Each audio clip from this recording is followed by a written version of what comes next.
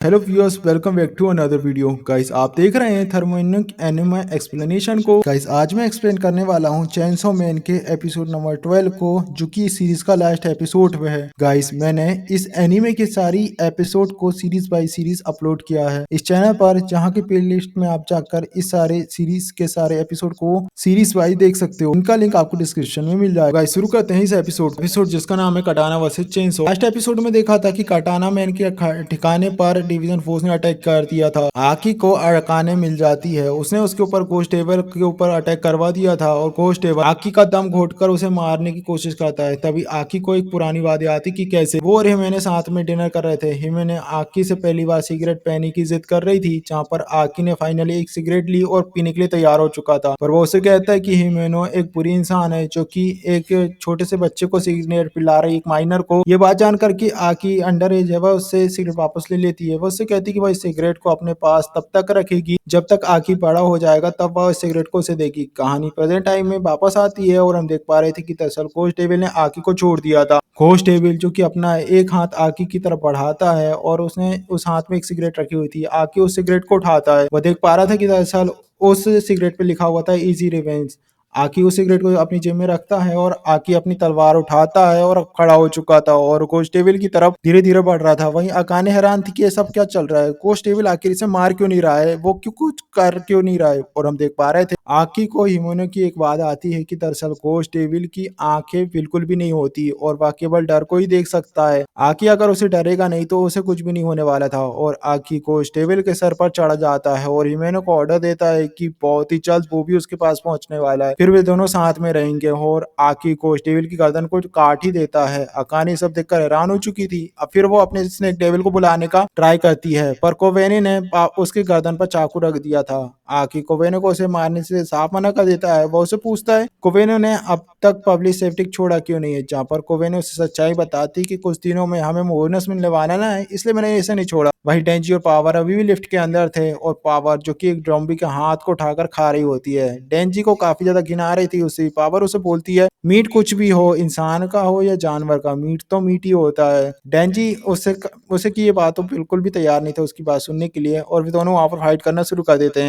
डेंजी कहता है कि उनका काम कटाना मैन को पकड़ने का है, कहीं तुम उसे भी मत खा लेना। फिर हम देखते हैं एलिवेटर 7वें फ्लोर में खुला था और उसके अंदर कई सारे zombies की झुंड उन्हें नजर आते हैं। डेंजी जो पावर से कहता है कि क्या इन्होंने हमें नोटिस नहीं किया है, तो कुछ भी मत कहना। ये बात कहकर पावर जो उसे अपना नाम चिल्लाती है और zombies को उससे लड़ने के लिए बुलाती है, उन्हें चैलेंज करती है। zombies उनकी तरफ आने लगते हैं अटैक करने के लिए। वही पावर कहती है कि मेरे पीछे ही रहना डेंजी, और अब देखो मैं आगे से क्या करती हूँ। डेंजी चुपचाप जो एलिवेटर के अंदर में बैठकर खिसक लेता है। भाई पावर अकेले ही zombies के ऊपर अटैक करना शुरू कर देती है। वो ये बात नहीं समझ पाती कि डेंजी उसके साथ नहीं है। तभी एक बड़ा सा zombie उसे नजर आता है और पावर उसकी गर्दन को काट देती है। वही डेंजी जो कि अब सीधे ही 13वें फ्लोर में पहुंच चुका था और डोर खुलने के बाद सामने था कटाना मैन और उसके गुंडे, और उन्हें देखकर डेंजी अपनी डोरी को खींचने के लिए पूरी तरीके से प्रिपेयर करके खड़ा हुआ था। कटाना मैन उसे कहता है कि रुक रुक अभी रुक जा, पहले हम थोड़ी सी बात कर लें, थोड़ी बात मुझे तुमसे करनी है। अगर तुम हमारी बात मानकर तैयार हो जाओगे तो हम सरेंडर करने के लिए पूरी तरीके से तैयार हैं। वो उसे कहता है कि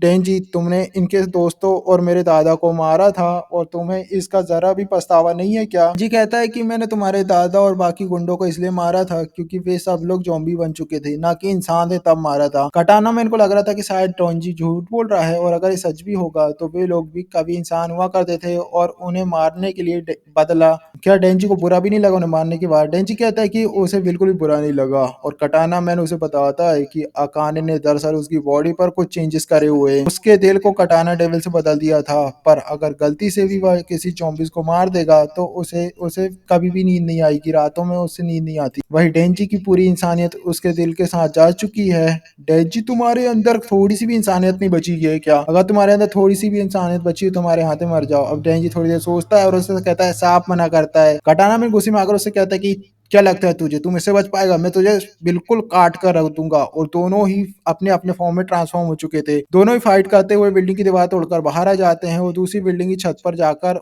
टकराते हैं। दोनों ही काफी खतरनाक फाइट करते हैं। टकाना डेंजी को जोर से लात मारता है और हवा में फेंक देता है और डेंजी जो कि चलती हुई ट्रेन के अंदर जाकर गिर चुका था। कटाना मैन भी उसके पीछे ट्रेन के ऊपर आ जाता है। वो उसे बार बार कहता है डेंजी तुझे क्या लगता है तू पहले से तो काफी तेज हो चुका है, काफी ज्यादा ताकतवर हो चुका है। वो डेंजी से पूछता है किसके लिए लड़ रहा है वो। डेंजी से बताता है मैं तो अपनी नई लाइफ के लिए लड़ रहा हूँ, नई जिंदगी के लिए। काटाना मैन कहता है पब्लिक सेफ्टी लोगों ने तुम्हें ऐसा क्या दे दिया कि तुम उसके लिए मरने के लिए तैयार हो चुके हो। डेंजी कहता है कि जो भी है उसके लिए काफी ज्यादा है, काफी है। वो कटाना मैन को हराने वाला है बहुत ही जल्द, ताकि माकी माँ उसकी तारीफ करे। फिर दोनों ही फाइट करना शुरू कर देते हैं और देखते ही देखते फाइट काफी ज्यादा यूनिक थे। मैं आपको रिकमेंडेड करूंगा कि आपको ये देखना चाहिए। दोनों ही लड़ते लड़ते ट्रेन के अंदर जा चुके थे। वहीं लोग अपनी सेफ्टी के लिए ट्रेन को इमरजेंसी ब्रेक लगाने के लिए चेन को खींचते हैं। पैसेंजर जो कि ट्रेन में से भागने का उन्हें मौका मिल जाए, वहीं कटाना मैन डेंजी को लात मारकर दूर फेंक देता है और अपने कटेक पोस्ट में आता है जैसे कि पहले की तरह ही था। डेंजी ये देख लेता है और उसके साइड में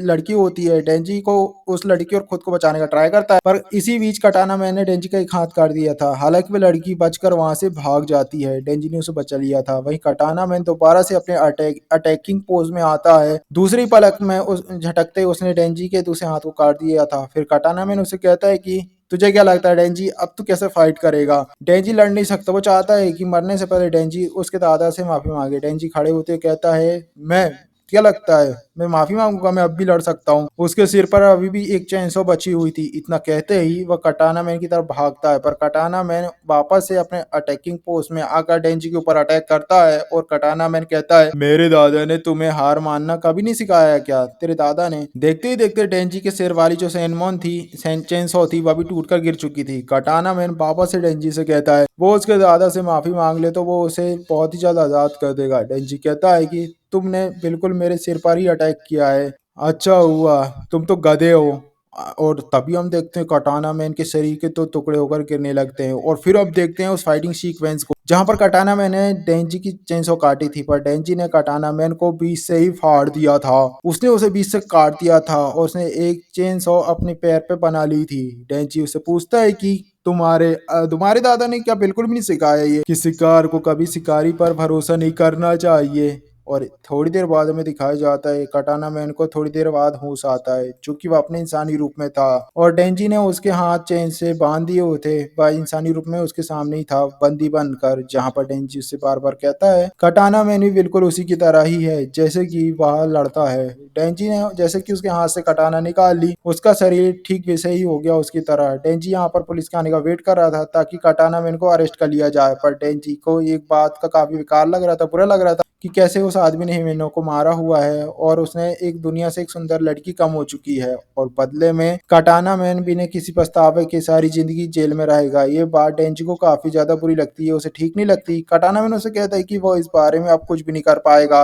वह पुलिस सेफ्टी का केवल एक पालतू कुत्ता है और वह उसका कुछ नहीं कर सकता। डेंजी थोड़ी देर सोचता है और कहता है वो एक टूर्नामेंट करेगा। आकी भी वहां पर आ जाती है और पुलिस को खबर दे देता है कि वो लोग आखिर हैं कहाँ पर। डेंजी आकी से पूछता है कि क्या तुम भी मेरे टूर्नामेंट में पार्ट लेने वाले हो, क्या पार्ट लेना चाहते हो। आकी पूछता है कि कैसा टूर्नामेंट। डेंजी उसे समझाता है कि इस आदमी ने हिमेनो को शूट किया था, बदले में हमें इसकी 40 पर शूट करना चाहिए, यही होगा टूर्नामेंट। पुलिस के आने से पहले बारी बारी से हम इसकी टांगों के बीच कस कर लात मारेंगे और जिसकी लात से ये सबसे पहले ज्यादा जोर से चिल्लाएगा वो होगा इसका विनर टूर्नामेंट का। ये बात सुनकर तो कटाना मैन के पसीने छूट जाते हैं। आकी कहते हैं कि हमारा तो काम इस आदमी को पकड़ने का ही है, थोड़ी देर पल के मजे के लिए इसे टॉर्चर नहीं करना चाहिए और हिमनो भी इससे खुश नहीं होगी। वहीं आकी अपनी सिगरेट को वापस से निकालता है, वही सिगरेट जो कि उसे घोस्ट ने दी थी, और उसे देखता है। आके थोड़ी देर सोचता है और सिगरेट को वापस अंदर रख लेता है और फिर वह डेंजी से पूछता है कि अगर मैं जीत गया तो तुम मुझे क्या दोगे। डेंजी कहता है कि इसकी गोटी तुम्हें मिलेगी और क्या मिलने वाली होगी। और दोनों ही कटाना मैन की तरफ बढ़ रहे थे। वही कटाना मैन डरते हुए उन्हें रोकने का कहता है और वही हम देखते हैं पुलिस ने कटाना मैन के सारे आदमियों को पकड़ लिया था और उनका मिशन सक्सेसफुल हो चुका था। वही डेंजी और आकी जो कटाना मैन की गोटियों पर लगातार पैरों से लाते मारे जा रहे थे। आकी सोच रहा था कि इसकी चीखें क्या हिमेनो को स्वर्ग में सुनाई दे रही होगी। वही माकी में अपने सीनियर्स को रिपोर्ट करती है जाकर कि कैसे जो आदमी था जो कि उनके ऊपर अटैक हुआ था, जिस आदमी ने करवाया था, वे सारे वो अकाने नाम की एक लड़की ने अटैक करवाया था। अकाने जो खुद भी पहले सिविलियन डेविल हंटर रह चुकी थी, उसने गन डेविल से कॉन्ट्रैक्ट किया था और याकुजा किंग में गन्स को बांटा और बदले में अकाने को चेंसो मैन के डेविल हार्ट को लाने के लिए कहा गया। वही सीनियर उसे क्वेश्चन करते हैं कि जो चेंसो मैन का हार्ट के पीछे ये सब क्यों थे। माकीमो उन्हें बताती कि दरअसल इससे पहले वो जान पाती अकाने के स्नेक डेविल ने उसकी गर्दन को ही काट कर उसकी जान ले ली। ये सुसाइड हो सकती है ताकि वह हमें कोई न बता। ये कंफर्म नहीं है कि उसने सुसाइड करी या फिर गन डेविल्स ने कॉन्ट्रैक्ट किया था उसके कारण ये सब हुआ। और ये सब क्यों हुआ, उन्हें बिल्डिंग के अंदर उन्हें 1.5 किलो गन डेविल के टुकड़े मिले हुए हैं और उन्हें उन टुकड़ों को जब उनके पास ऑलरेडी रखे हुए 5 किलो टुकड़ों में मिलाया तो अब ये फाइनली जो टुकड़े थे गन डेविल की तरफ अट्रैक्ट करके हिलना शुरू हो चुके हैं, यानी कि अब ये लोग पता लगा पाएंगे कि गन डेविल आखिर है कहाँ पर। फिर इसके बाद हम देखते हैं आकी, डेंजी और पावर साथ मिलकर काफी अच्छे से डिनर करते हैं। पेट भर के इन्होंने बहुत दिनों बाद खाया था। अब आकी बाहर सिगरेट पीने के लिए आ जाता है बालकनी पर, वो अपने पैकेट से एक सिगरेट निकालता है, उसमें कुछ लिखा हुआ था। आकी उसी सिगरेट को जलाकर पीना शुरू कर देता है। वही हम देखते हैं डेंजी और पावर को जो कि अब सोने लगे थे। डेंजी को ठीक वैसे ही सपना आता है जैसे कि पहले उसे आया करता था, फर्स्ट एपिसोड में देखा था। डेंजी एक गली के अंदर होता है, उसके सामने एक दरवाजा आता है। सपने में डेंजी काफी छोटा था, उसे सोच रहा था कि बार बार उसे सपना क्यों आता है, बार बार वो सपने को भूल भी जाता है। तभी डेंजी को दरवाजे की दूसरी तरफ आवाज आती है जो कि पोचिता की थी। डेंजी जिसका मन कर रहा था कि दरवाजा खोलकर वह पोचिता से मिल पाएगा, पर पोचिता उससे कहता है कि चाहे कुछ भी हो जाए डेंजी, इस दरवाजे को तुम कभी मत खोलना। अब यहाँ पर पोचिता ऐसा क्यों कह रही है, इसी सस्पेंस के साथ ये एपिसोड यहाँ पर खत्म हो जाता है। पोस्ट क्रेडिट सीन में हमें दिखाया जाता है जहाँ पर एक लड़की डेंजी से पूछ रही थी कि उसे क्या पसंद है। इसी के साथ ये एपिसोड, ये सीजन यहाँ पर खत्म हो जाता है। आई होप गाइस इस सीरीज के सारे एपिसोड आपने देखे होंगे। गाइस मैंने ट्राई किया इस पूरी सीरीज के सारे एपिसोड को अच्छे से एक्सप्लेन करने का, जिसकी पूरी प्लेलिस्ट आपको चैनल पे मिल जाएगी। आई होप ये एपिसोड आपको अच्छा लगा। अगर एक्सप्लेनेशन आपको अच्छा लगा प्लीज वीडियो को लाइक और चैनल को सब्सक्राइब करना ना भूलें। अगर कोई भी सीजन इस सीरीज के, इस एनीमे के अगर कोई भी सीजन आता है या कोई भी एपिसोड आता है तो मैं इसी प्लेलिस्ट से मैं एक्सप्लेन करके उसे ऐड कर दूंगा। तो गाइस प्लीज प्लेलिस्ट को सेव करना ना भूलें ताकि इसके आने वाले एपिसोड, आने वाले सीजन की नोटिफिकेशन भी आपको सबसे पहले प्राप्त हो। मिलते हैं किसी अगले बेहतरीन से एनीमे के एक्सप्लेनेशन के साथ, अगली वीडियो के साथ। तब तक के लिए बाय।